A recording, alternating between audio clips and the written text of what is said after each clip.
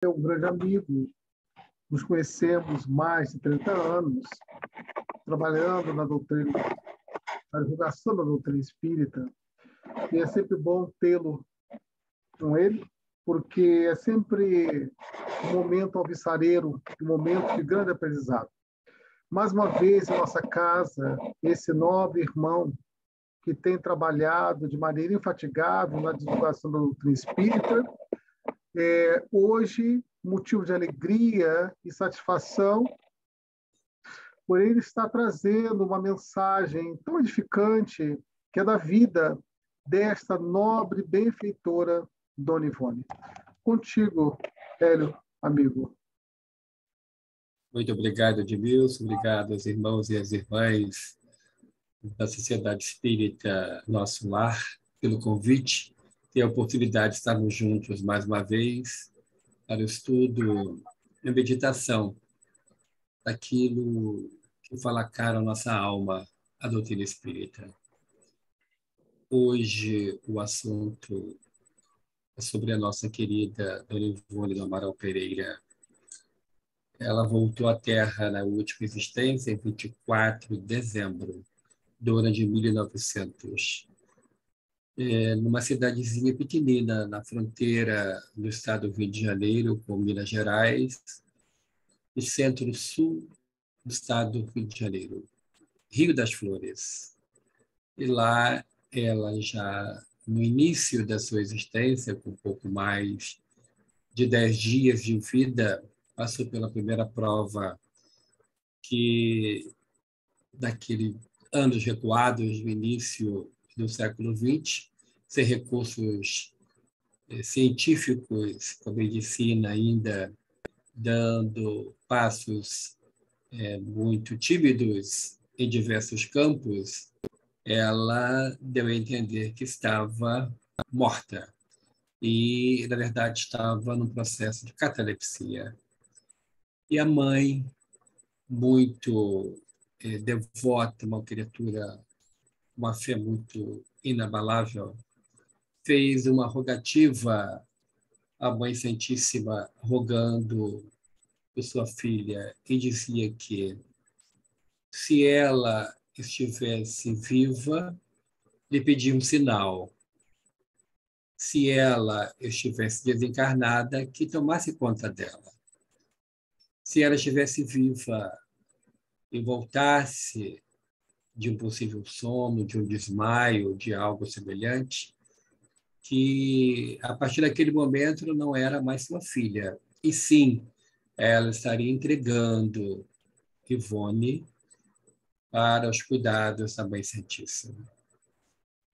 Feita a prece, ela sozinha, com a menina, que já estava arrumadinha num caixão pequenino, ela foi colocar uma pequena coroa feita de rosas minúsculas.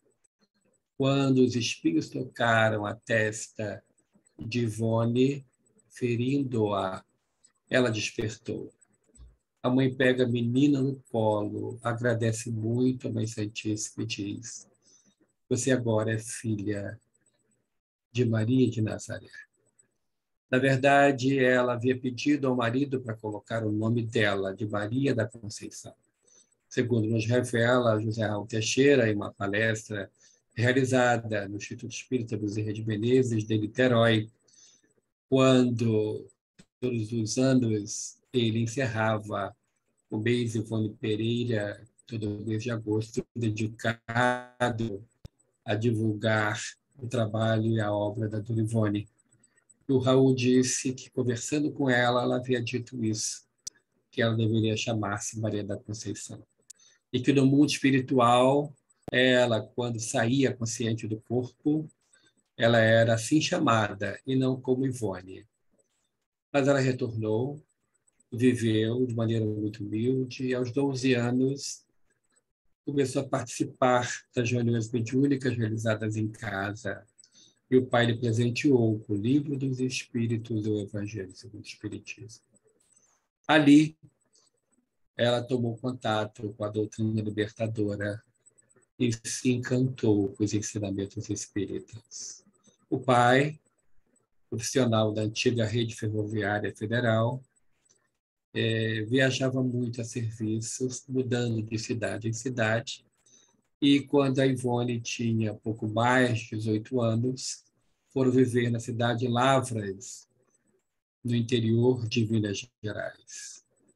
E lá em Lavras, a Dona Ivone se associou ao Centro Espírita de Lavras, onde muitos fatos com ela ocorridos estão narrados no livro Memórias, Recordações da Mediunidade, que ela escreveu contando dela própria a circunnavegação do invisível.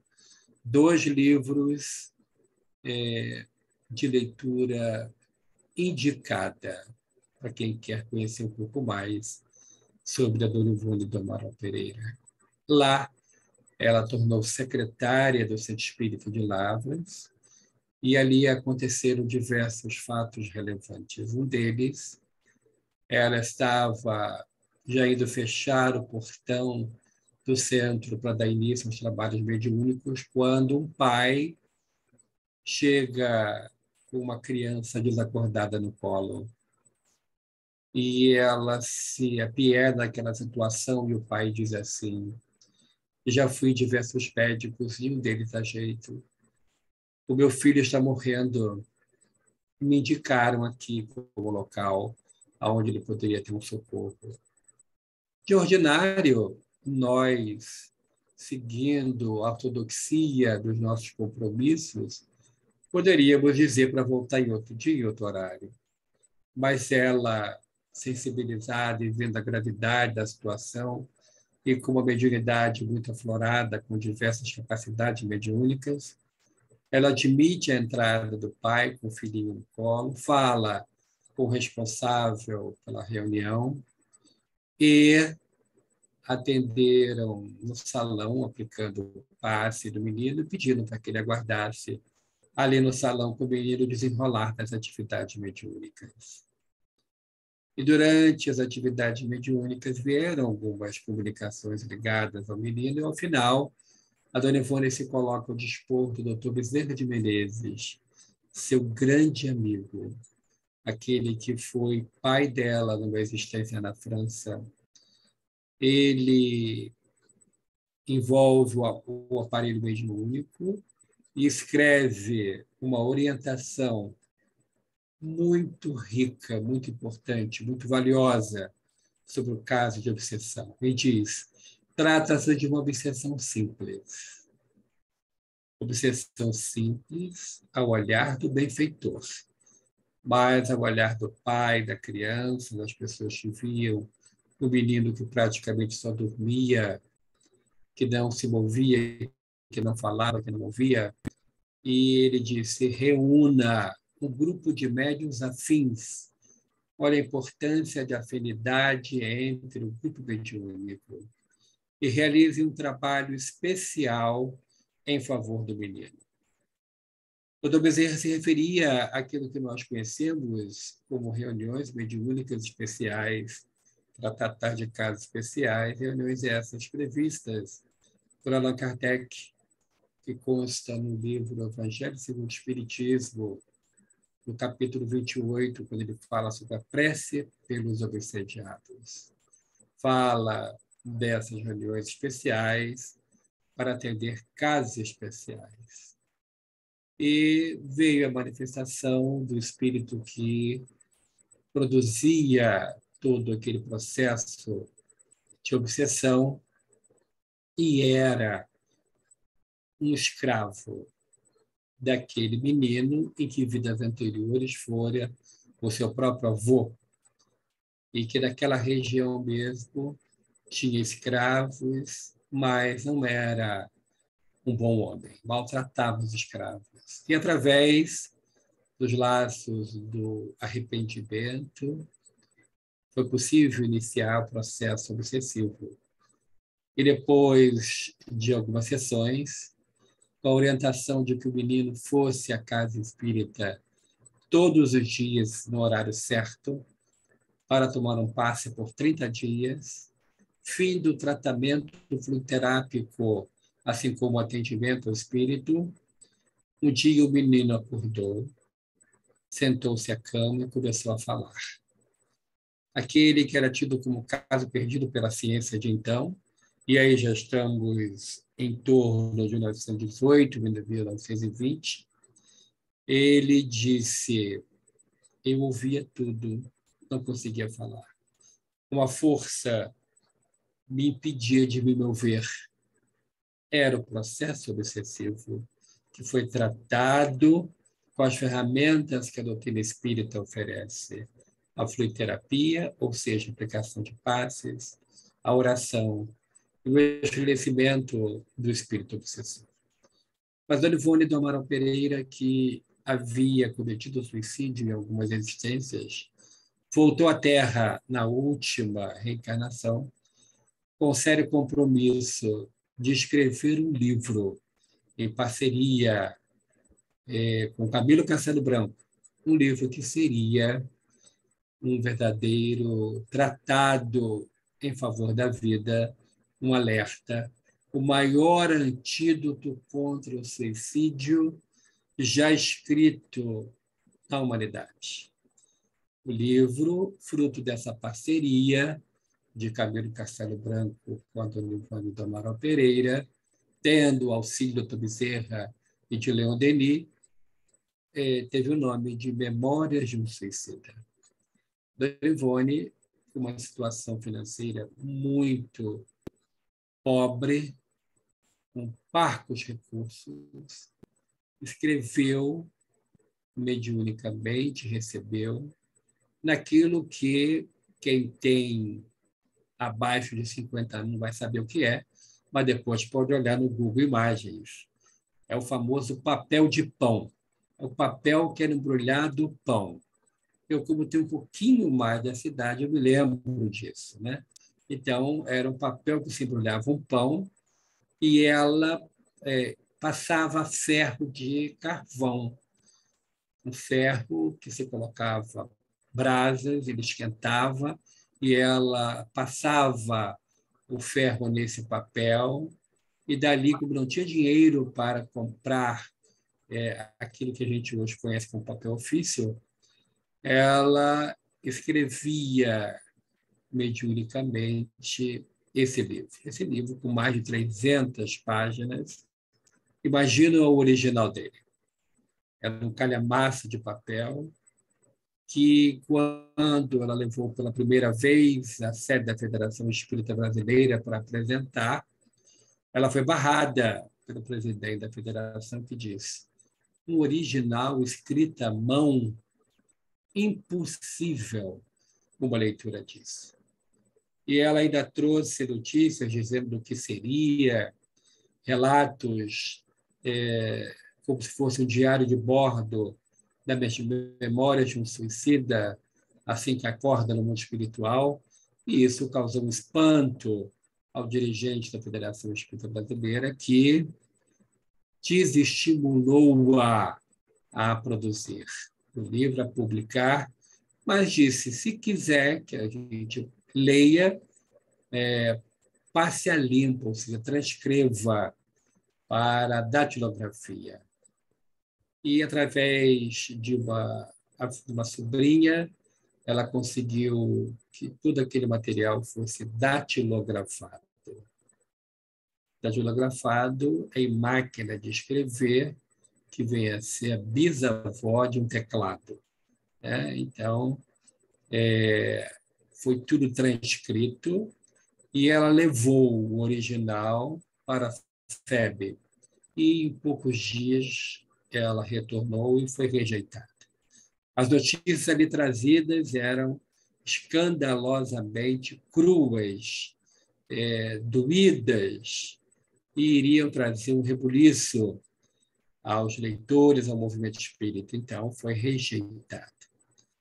Passado um tempo, 20 anos após, veio a lume Nosso Lar, recebido por Francisco Cândido Xavier, que relata o cotidiano de uma colônia no mundo espiritual, uma cidade, as operações de socorro, o hospital, a vida em sociedade, o dia a dia, que foi aceito pela FEB. Logo em seguida, a publicação de Nosso Lar, ela retornou os originais e foi aceita. Mas, antes disso, ela passou por diversas dificuldades. Não tendo casa própria, vivia na casa de um irmão para outro irmão. E toda a sua mudança se resumia em uma caixa, onde tinha os pertences dela, e a máquina de costura, porque ela costurava, e com isso ela não se tornava um peso inútil na vida dos irmãos que a recebiam. Era a época ainda das costureiras em casa, e ela recebia encomendas, fazia roupas. Trabalhando desse modo, a dona Ivone conseguia manter-se, mas não tinha renda suficiente para pagar o aluguel, pagar despesas, então vivia sempre na casa de um irmão ou de uma irmã. Publicado o livro, foi alvo de muitas críticas, porque o livro trazia também novidades, assim como o Nosso Lar, e que ainda não haveria outro livro com mesmas notícias através de outros médiuns e de outros espíritos. Mas através de Dona Ivone, antes desse, já haveriam um serviço sério da vida dela, da sua dedicação à doutrina espírita, da sua dedicação ao movimento espírita, aos centros espíritas, ao povo em geral, de tal forma que a credibilidade era a carta de apresentação do próprio trabalho dela, da vida dela. Não casou-se, não constituiu família, e a sua vida era o trabalho de divulgação, do atendimento aos necessitados de toda a ordem. No livro Memórias de um Suicida, Camilo Castelo Branco, que foi um escritor português renomado, traz todo o seu drama, assim como mais 4 outros companheiros suicidas portugueses que vão viver no Vale dos Suicidas, e ali relatam as suas dores, relatam o seu desespero, a situação difícil com a qual vivia. Vale a pena destacar que o espírito Camilo Castelo Branco disse que, apesar da língua portuguesa ser a 6ª maior língua falada em todo o mundo, faltavam palavras em português para destacar a angústia, o desespero com a qual os suicidas passavam e viviam naquele Vale dos Suicidas. Mas, como nós espíritas acreditamos num Deus de bondade, de infinita misericórdia, há um momento do resgate. E esse resgate ele é feito através de uma equipe comandada pela Mãe Santíssima. A Senhora Mãe de Jesus, que poderia estar ocupando-se de outras esferas, resolveu ficar junto à Terra para cuidar dos necessitados e mandou fundar uma colônia para a recuperação daqueles que saíram da Terra pela porta falsa do suicídio. E a colônia Maria de Nazaré fica bem próxima do Vale dos Suicidas, criada mentalmente por aqueles que fazem parte da falange dos servos de Maria, como nos ensina o Livro dos Médiuns, da construção mental de tudo que pelo pensamento os espíritos fazem. Era uma colônia para onde iam os suicidas que já estavam no ponto de resgate, ou seja, já haviam passado pelas dores e já tinham vivido no Vale dos Suicidas o tempo necessário, que seria igual ao tempo que deveriam ter ficado na Terra como encarnados. É um trabalho grandioso desenvolvido pela equipe dos Servos de Maria, da Falange dos Servos de Maria. O livro relata como a misericórdia de Deus é infinita, dando-nos um panorama maravilhoso sobre o trabalho realizado de forma incansável pela Mãe Santíssima e seus comandados, no socorro àqueles que cometem o suicídio. E daí advém para nós espíritas uma responsabilidade grandiosa, porque só nós, mas ninguém, só nós, pelo nosso modo de entender, por aquilo que nós acreditamos, temos notícias verdadeiras, verídicas, sobre a vida após a morte do suicida. De maneira geral, as religiões nada falam sobre o pós-mortem dos suicidas, mas nós, os espíritas, sabemos e temos como provar, não só através desse livro, mas também Allan Kardec escreveu no livro Céu e Inferno e dedicou um capítulo inteiro do livro para falar sobre os suicidas, colocando ali depoimentos suicidas. Temos uma responsabilidade imensa na sociedade onde estamos inseridos, face ao conhecimento que nós temos. Nós sabemos que a vida continua. Nós sabemos as consequências do suicídio. Então, cabe a nós, como espíritas que somos, alertarmos aqueles que conhecemos sobre os fatos decorrentes daquilo que vai acontecer quando a pessoa acordar e descobrir que não acabou tudo, que a vida continuou e que o acorda exatamente um local de muita dor, de uma dor tremenda que acontece de esperar aqueles que pensam em acabar com a vida. Só Deus dá vida, só Deus pode tirar a vida. Por pior que seja a dor que estejamos passando, vamos lembrar que tudo passa. Nada para tudo sempre. Tudo passa. Então, as situações mais difíceis que nos visitam, se olharmos para trás na nossa própria existência, nós vamos ver que nós já superamos situações delicadíssimas, que nós mesmos dizíamos, não tem saída, dessa vez não tem saída, e tem, porque Deus tudo pode, Deus tudo sabe. Então, nesses momentos tão difíceis, inclusive agora, nesse período pandêmico, aonde a ideação suicida aumentou tremendamente, aonde os números de suicídios aumentaram de uma maneira vertiginosa, cabe-nos, como espíritas, divulgar as verdades que nós conhecemos, da certeza da continuidade da vida e do que espera os suicidas. Mas isso não é de agora.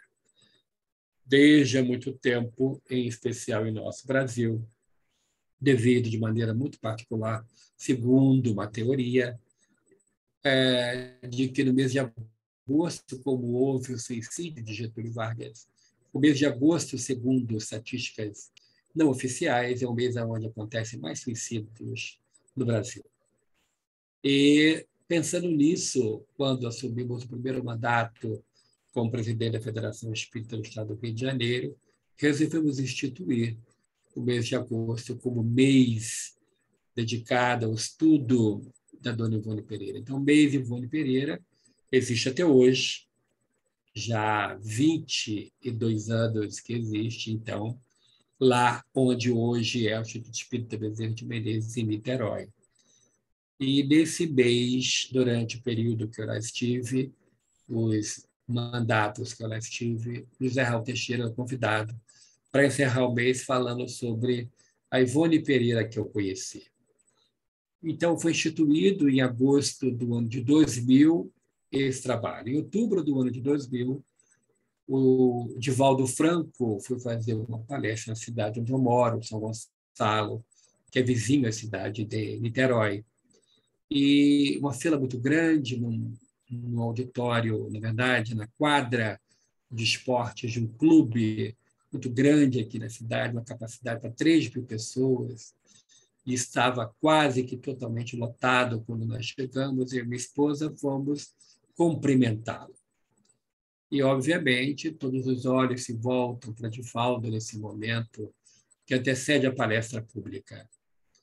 E, quando eu fui me aproximar para falar com ele, ele disse assim: veio junto com você e a sua esposa, a Dona Ivone do Amaral Pereira.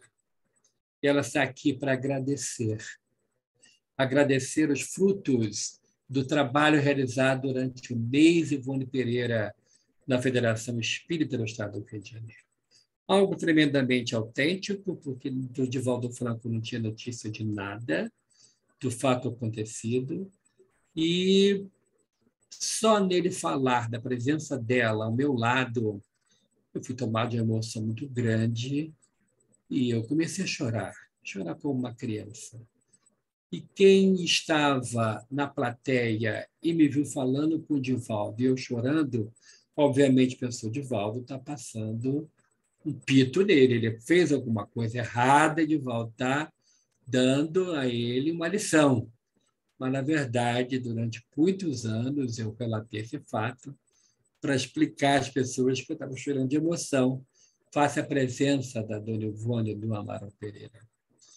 E do atendimento fraterno da nossa Federação Espírita, durante o mês de agosto, ela própria, depois, numa mensagem a mim dirigida por outro médium, em outro local, bem distante de Niterói, disse que ela própria encaminhava os candidatos ao suicídio que entravam no prédio para o atendimento fraterno. Situações realmente inusitadas aconteciam no mês de agosto, mês dedicado a falar da vida contra o suicídio. Um trabalho grandioso realizado pela Dona Ivone, nesse particular, que ela própria passou pelas duras penas de ter cometido o suicídio, e através desse livro, que é um livro maravilhoso, ela traz para nós as notícias e o verdadeiro alerta sobre o por que não cometer o suicídio. E esse livro, inclusive, foi objeto de uma radionovela produzida pela Legião da Boa Vontade, e existe no YouTube de acesso livre a todos. E algumas pessoas que vão em busca de orientação para atendimento fraterno na nossa casa, nós recomendamos que ouça essa radionovela e que vai funcionar como um grandioso alerta. E veio-nos um caso de uma jovem que já havia tentado suicídio 4 vezes. Inclusive, em uma delas, ela se arrojou de um prédio, quebrando diversos ossos. E ela veio ao atendimento fraterno e disse que não sabia o porquê, que ela era impulsionada ao suicídio, estava pedindo socorro, porque ela queria, pelo menos, entender. Propomos a ela um tratamento espiritual, ou seja, uma frequência com regularidade à casa espírita, passes de tratamento espiritual 2 vezes por semana, água magnetizada, que ela levaria para casa, uma garrafa para fazer uso diário da água, leituras edificantes, e passamos para ela, para que ela lesse, ou melhor, ouvisse a radionovela de Memória de um Suicida. Passando algumas semanas após a reunião pública, ela me chama no corredor da Casa Espírita e diz assim, eu falei assim, como que você vai, minha filha? Ela disse, olha, eu poderia estar melhor se não fosse a radionovela. Eu falei, o que foi que houve? Qual o problema? E ela disse, aquela radionovela me trouxe um grau de perturbação muito grande. Eu falei, mas por que, minha filha? Porque se metade daquilo que está ali sendo dito for verdade, criou em mim uma dúvida tão grande que eu decididamente não vou mais tentar o suicídio. Fala com tanta realidade, fala um relato tão duro, mas tão real, que uma dúvida foi plantada em minha cabeça. E na dúvida, não tenho mais coragem. E eu vim buscar forças para viver.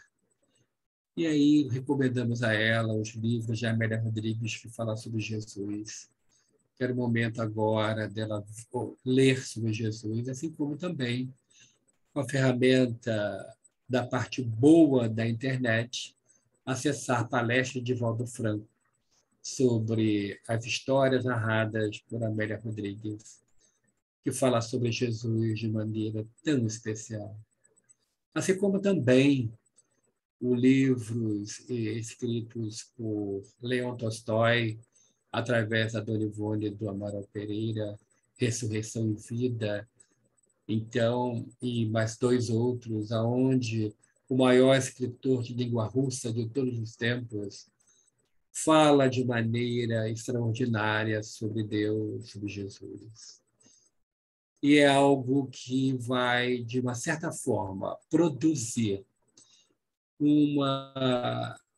a palavra antiga, mas vocês vão entender, uma verdadeira higiene mental, ou seja, vai produzir uma mudança no teor dos pensamentos, porque o que nós precisamos é positivar a nossa mente. Se a mídia, de diversas formas, escrita, falada, nos bombardeia diariamente com ideias e com histórias, com fatos negativos, é necessário fazer uma mudança em nosso pensamento, que nós vamos acumulando em nossa mente, que fica carregada e sobrecarregada de elementos negativos, dor, tragédia, morte, tortura, quando, na verdade, precisamos falar e ouvir falar de cura, de saúde, de sucesso espiritual, de vitórias espirituais, da importância da boa leitura, de se ouvir boas palestras, de se ter a certeza de que Deus não dorme, de que a bondade de Deus é infinita. A Dona Ivone continuou com seu trabalho, além de Memórias de um Suicida, que foi o seu compromisso espiritual, mas através dela, da sua mediunidade tão especial, ela ouvia, ela via, ela era médio receitista, doutor Bezerra de Menezes escrevia através dela receitas homeopáticas. Ela saía do corpo de maneira consciente, aquilo que ficou conhecido por um tempo com o nome projeção astral, projeção consciente fora do corpo, uma capacidade mediúnica que era para ela utilizar, e ela soube muito bem utilizar, para fazer o bem, para socorrer, para ajudar. E ela não só escreveu o seu compromisso espiritual, Memória do Suicida, mas através da recordação fácil e um acesso aos seus arquivos mentais, ela escreveu sobre ela própria, escreveu a trilogia, livros onde ela é uma personagem, onde fala também sobre a dureza do coração humano, o drama da Bretanha, o Cavaleiro de Lumière. Ela escreveu falando sobre ela, falando sobre a luta que foi o período de Catarina de Médicis e a matança da noite de São Bartolomeu, como que aquilo repercussões até hoje, como nos escreveu o desencarnado autor Luiz Mileco, o livreto Ecos da Noite de São Bartolomeu, falando da reencarnação de diversos personagens no Brasil, inclusive Maria Antonieta, Catarina de Médicis, e outras pessoas que estavam envolvidas na matança. E ela também, a Dona Ivone, pois era uma assessora de Catarina, e colocou na lista dos protestantes o nome de seus inimigos pessoais, e foram assassinados brutalmente. Então, a Dona Ivone traz, através de sua mediunidade, livros que devem ser lidos e relidos. Ah, mas é difícil a leitura. Não, não é. Não é porque, quando temos interesse, a gente fica até 2 da manhã vendo um filme que, se você espremer, não sai nada que interessa, que constrói, como essas séries atuais que não leva a nada, não constrói nada, não traz nada de bom. Mas os livros escritos por ela, quanto ensinamento. E, além desses livros, ela também escreveu sobre ela. Então, Recordações da Mediunidade é uma preciosidade. Aí você pode estar pensando assim, mas ele está falando com tanta paixão. Estou sim, porque eu sou apaixonada pela obra dela. Porque quando você quer conhecer espiritismo levado a sério, mediunidade levada a sério, tem que se ler e conhecer o trabalho de Dona Ivone Pereira. Agora, se nos basta no espiritismo até onde nos convém, aonde não vai nos tirar da nossa zona de conforto, ela não é uma pessoa indicada, porque ela é muito rígida, muito séria, e o convite que ela faz através de toda a sua obra é dar para que nós possamos mudar, escolhemos a luz em definitivo, escolhemos a Jesus como nosso mestre, mentor, o nosso Senhor, e não olhar para trás, e seguir para frente rumo à luz. O caminho que ela nos ensina a seguir é da disciplina, da retidão e com compromisso com a luz. Então, a Dona Ivone vale a pena ser lida, relida e meditada. Existe uma preciosidade que está no YouTube, você pode acessar. É uma entrevista que ela deu ao nosso companheiro Danilo, da Cruzada dos Militares Espíritas, aonde ela responde perguntas sobre mediunidade.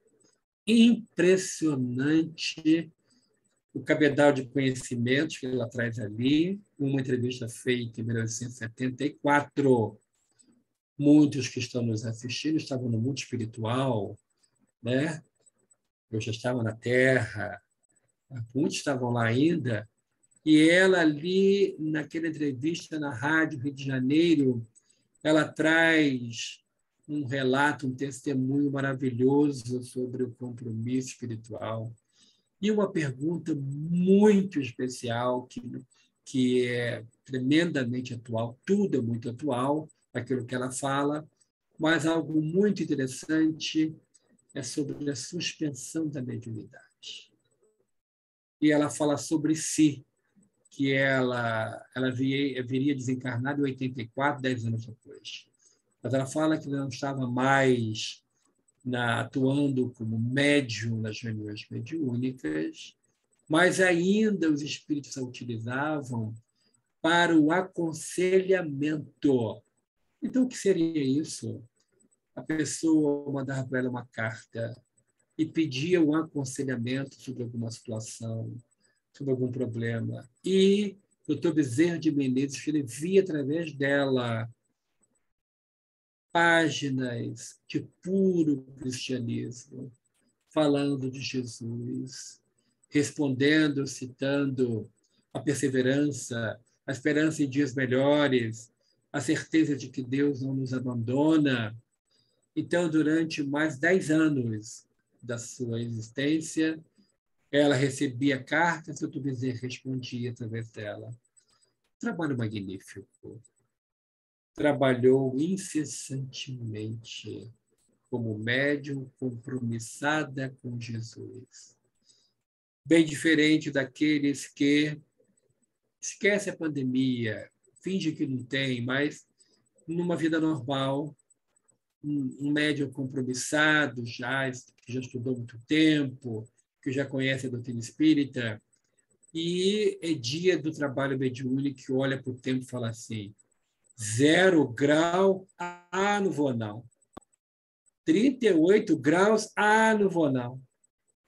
É igual aqui hoje, com sensação térmica de 45 graus. Não vou não.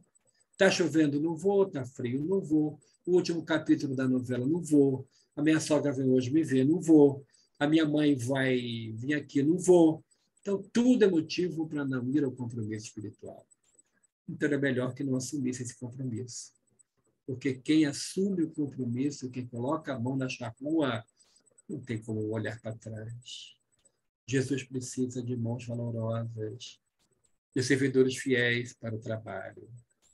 Então, que possamos entender todo a vida dela, o trabalho dela, ler tudo aquilo que ele escreveu, os diversos artigos da revista Reformador da Federação Espírita Brasileira, para que possamos dar um novo rumo à nossa situação como espíritas, como trabalhadores espíritas, entendendo que a vida e a obra de Dona Ivone e do Amaral Pereira é para nós um roteiro seguro de como devemos levar o espiritismo a sério. A nossa gratidão ao nosso lar pelo convite da manhã-tarde de hoje, aos irmãos e às irmãs que estão nos assistindo, que Deus abençoe, que Deus os fortaleça. E se alguma tristeza bater no seu coração hoje, lembre de Jesus, que é o nosso bom pastor. E ele disse, quando estiver sobrecarregado, vinde a mim, eu sou o bom pastor, que conhece as suas ovelhas humanas.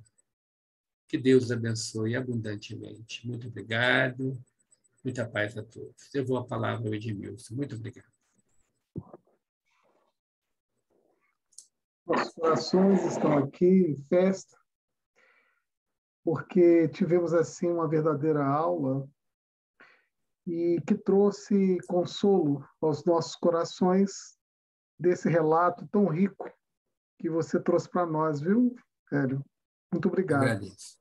Eu que agradeço. Eu disponibilizo aí 10 minutos, se porventura for necessário, para que os nossos amigos, irmãos, pudessem fazer alguma pergunta. Temos a Mirella já ali após para fazer pergunta, a Márcia, a Natasha, com prazer recebendo aí a nossa Paula Segato, Curitiba, tem o G. Lucas, tem a Cleia, tem a Gisela, tem o Cláudio, tem várias pessoas aí que com certeza tem milhões de perguntas. E até meia-noite é possível a gente responder todas, né? Vamos lá. As mais difíceis de Bills responde. Vamos lá. Fique à vontade. Hélio, eu tenho uma pergunta. Muito obrigada, primeiro, pela sua participação aqui conosco hoje. Eu tenho uma pergunta. Eu também, assim como você, eu sou fã da história da Dona Ivone. É um legado assim deixado para nós, né? Que é não simplesmente uma mediunidade versátil, fantástica, assim, né? De diversas formas, mas essencialmente pelo exemplo de humanidade que ela deixou para nós através do trabalho de assistência, né? De receituário, enfim, como você falou, de aconselhamento e tudo mais. Os dois livros, os primeiros livros que eu li na vida foi Devassando o Invisível e Recordações da Mediunidade. Buscava, na época, assim, respostas e com certeza a Dona Ivone trouxe várias, né, dessas duas obras. Admiro demais o fato dela ter se exposto, porque poucos médios fazem isso, e ela se expôs, né, quando fala das vidas pregressas dela e dos romances, sublimação, enfim, aos três, né, a trilogia, realmente eu acho muito interessante. Mas eu tenho uma pergunta que é quase que uma curiosidade, mas é algo que sempre me incomodou, assim, de certa forma, na história dela, por eu não ter uma resposta, né? Ela é conhecida como uma heroína silenciosa, né? Tem um livro que fala uma heroína silenciosa. E algo que me incomoda, assim, não me incomoda, mas é que eu tenho dúvida, por que esse silêncio, né? Assim, qual é a questão do silêncio? Foi uma timidez ou foi simplesmente a questão da caridade, né? De a gente dar com uma mão e não mostrar com a outra? O que para mim também não faz muito sentido, porque o Divaldo, né? Eu tive tantos exemplos aí que também trouxeram a caridade e assim mesmo se expuseram fazendo palestras, e me parece que a história dela foi diferente. Tem algo mais nesse silêncio da Dona Ivone, Hélio, que não foi apenas o pudor da caridade, né? Tem algum motivo que ela não se expunha? Entendi. Sim. Entendeu? Entendi. E eu, particularmente, eu tenho uma resposta. Não quer dizer que seja a resposta. A resposta que eu tenho para você é o seguinte: o silêncio, a discrição, era devido ao fato de que o compromisso espiritual dela era muito grande. Quantos espíritos viciosos e viciados se felicitam com a chegada dos suicidas do mundo espiritual? Se tornam escravos. Então, o livro que veio através dela libertou muita gente, encaminhou muita gente para manter-se vivo. E isso incomodou as trevas. Se ela viesse com uma mediunidade, vou falar uma palavra bem do Nordeste, trombeteante, se ela estivesse trombeteando tudo, fosse para a mídia, fosse para tudo. Não, não teria sucesso, que ela ficaria na mira. Ela foi uma heroína silenciosa porque a descrição fez com que não levantasse suspeitas das organizações trevosas, que obviamente iriam se incomodar se ela viesse a público e trombeteasse o seu trabalho. Então, o sucesso, inclusive isso, eu acredito, Mirella, é muito adequado às casas espíritas. O sucesso do socorro espiritual proporcionado por qualquer casa espírita está na discrição. O médium deve ser totalmente discreto. Não se pode trombetear. Eu atendi um caso assim, assim. Por mim veio um espírito assim, assim, assim, e libertou a moça que estava sofrendo. Não, discrição total. Deus sabe. O que interessa é que Deus sabe. Então, a Dona Ivone trabalhou e obteve sucesso, vencendo a si própria. O maior desafio dela foi vencer a si própria. Ela não cometeu suicídio. Ela esteve frente a frente com o grande amor de sua vida, que reencarnou na Polônia, se correspondeu com ela através do Esperanto, a língua internacional neutra, foi ao Rio de Janeiro encontrar-se com ela, e quando ela foi colocar a mão na porta do restaurante para entrar, o doutor Bezerra falou assim: não entre, minha filha. Ela renunciou. Muito obediente. Eu lhe pergunto, será que qualquer um de nós teria essa obediência aos guias? Eu acho que um dos maiores virtudes do médium é ser obediente aos seus guias espirituais. E um dos mandamentos que todos os guias dizem é discrição no trabalho. Discrição. Então, ele tem que ser discreto sempre nos trabalhos espirituais, em especial no caso dela, para não despertar o ódio e a perseguição terrível que você sabe que essas organizações iriam fazer contra ela. Né? Eu penso assim. Eu acho que faz muito sentido. Obrigada, Hélio. Muito sentido. Eu que agradeço aí. Vamos aproveitar, temos ainda 6 minutos. Quem gostaria de perguntar mais alguma coisa? Bem, tem mais.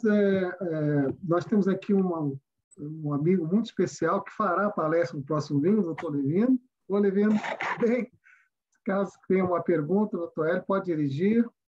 Temos o Cláudio, Cleia, tem alguma pergunta? Tudo bem. Alô? Está tudo bem, está tudo bem. Excelente. Levindo de Paraíba do Sul. Não, de Além Paraíba. De Além Paraíba. É você, Levindo?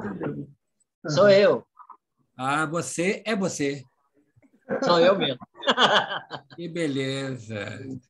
De Paraíba, de Além Paraíba, a gente veio se encontrar nos Estados Unidos, hein? Que bacana, hein? Bacana isso, né? Doutor, obrigado. Diga lá. Bem, em função da vasta obra e da profundidade da obra da Dona Ivone, eu queria saber se há uma espécie assim, de orientação didática para a leitura dos seus livros. Começa com Memória Suicida ou não? Existe algum critério para a leitura dessa rica obra dela? Olha, eu faria o que Mirella fez. Eu iria começar sobre ela. Eu iria ler Devassando do Invisível e Recordações da Mediunidade, que, apesar de alguns lances difícil aceitação pela dureza dos relatos, é algo que impressiona e impulsiona, porque é ela falando dela, ela falando da vida dela, das experiências dela, das lutas dela. Eu acho que cativa para que se possa ler depois os livros históricos e depois o Memórias de um Suicida, né? Porque é um livro também difícil, porque fala da verdade. Tudo aquilo que fala da verdade, como Paulo de Tarso falou no Areópago, lá em Atenas, e os gregos falaram sobre isso, te ouviremos depois. Ou seja, a verdade incomoda. Então, a verdade, a realidade espiritual que ela traz no Memória de um Suicida, através, obviamente, do Camilo Castelo Branco, é algo que incomoda muito. É uma verdade que dói.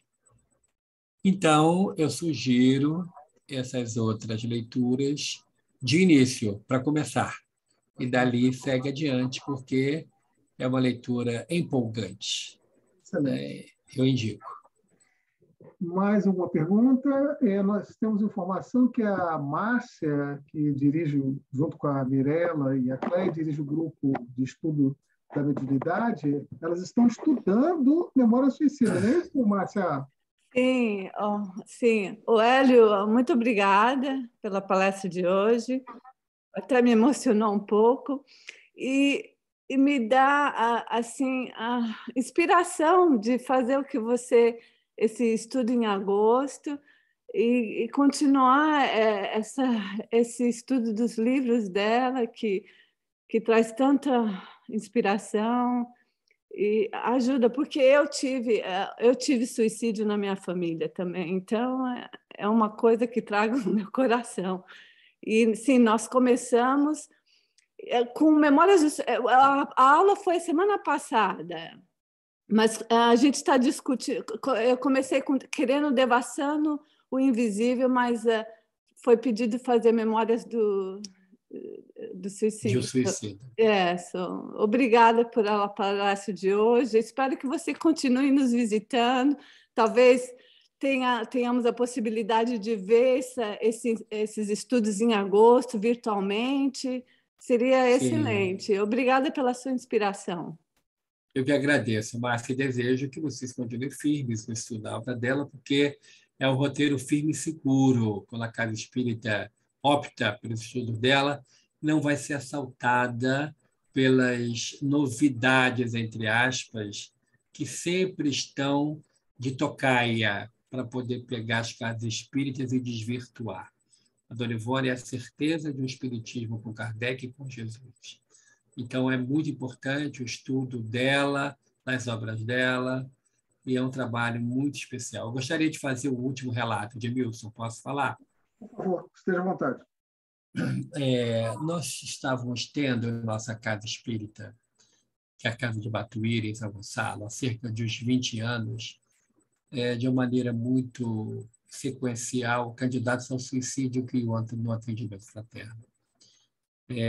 Era uma coisa que já estava chamando a atenção, porque de 5 atendimentos, a média era 2 a 3 com ideário suicida.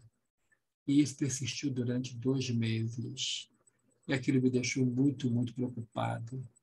E aí eu fiz uma prece muito fervorosa, pedindo a Dona Ivone uma orientação, uma ajuda, porque ela com conhecimento tão grande sobre esses assuntos, que eu gostaria muito de ter o auxílio dela e, se possível, fazer parte, mesmo que fosse por um período, da equipe que ela dirige, que no mundo espiritual trabalha no socorro aos suicidas.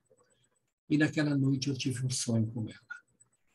Eu sonhei que eu estava indo num local de muita treva, um local de muita dor, como mais ou menos, né, o Vale dos Suicidas. E eu cheguei próximo de uma mulher que carregava na coleira 2 cães, e eu me aproximei e era ela. E no sonho me assustei e, ao mesmo tempo, fiquei feliz, surpreso, e ela falou assim: meu irmão Hélio, se você quer fazer parte da minha equipe de trabalho, uma coisa eu vou lhe dizer: tem que ter muita renúncia, renunciar a si próprio, porque eu renunciei a mim para que eu pudesse trabalhar para Jesus nesse particular que é o socorro aos suicidas e na orientação, na prevenção ao suicídio. E aí ela me mostra os cães. Os cães tinham cabeças humanas. E ela disse assim, eles se colocaram nessa posição mental. Eu cuido deles. São espíritos que estão em conflito íntimo com eles próprios. E é sobre esse trabalho que eu faço. Você aceita a disciplina, o compromisso com Jesus, para mesmo por algum tempo que você quiser, você ficar conosco. Eu chorei muito e disse, se a senhora me aceitar como ajudante, eu posso ir aí segurar as coleiras, eu posso fazer alguma coisa. E aí ela disse que sim, não sorri, ela não sorriu, e fez uma prece, eu acordei banhado de lágrimas.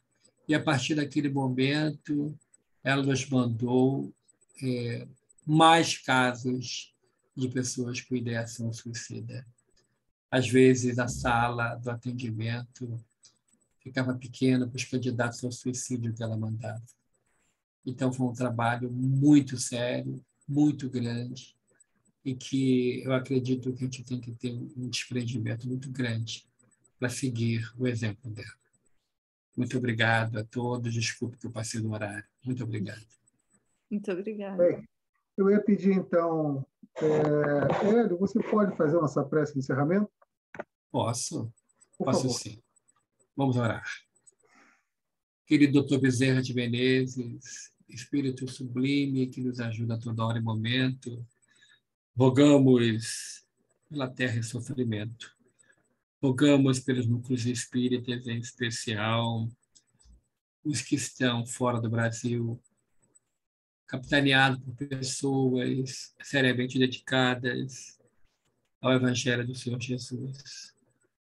Auxilia-os, doutor Bezerra, fortaleça-os, para que eles possam permanecer firmes, apesar de muitas vezes as perseguições diretas e indiretas dos inimigos da luz.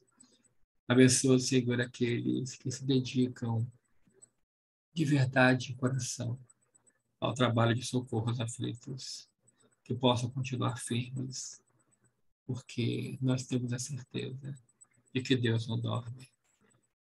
Doutor Bezerra, abençoa o nosso lar, abençoa essa casa espírita, os trabalhos que são feitos, abençoa os irmãos que jornadeiam por lá, abençoa aqueles que se compromissaram perante Jesus nessa casa, dá bom ânimo para que possam permanecer, sempre auxiliando, socorrendo, iluminando a todos o Evangelho do Senhor. Que assim seja, graças a Deus.